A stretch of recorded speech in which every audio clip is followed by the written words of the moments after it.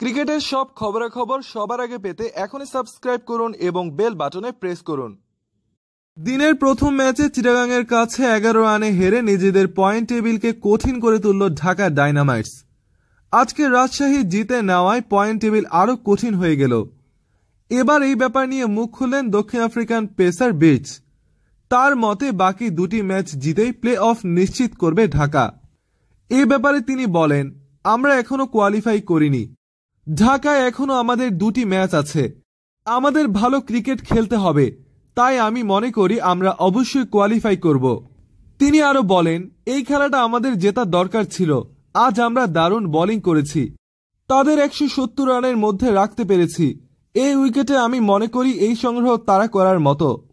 উল্লেখ্য, Dhaka ডায়নামাইটসকে play of খেলা নিশ্চিত করার জন্য পরবর্তী দুটি ম্যাচের যে কোনো একটি ম্যাচ জিতলেই হবে, কেননা রাজশাহী কিংসের আর কোনো ম্যাচ নেই।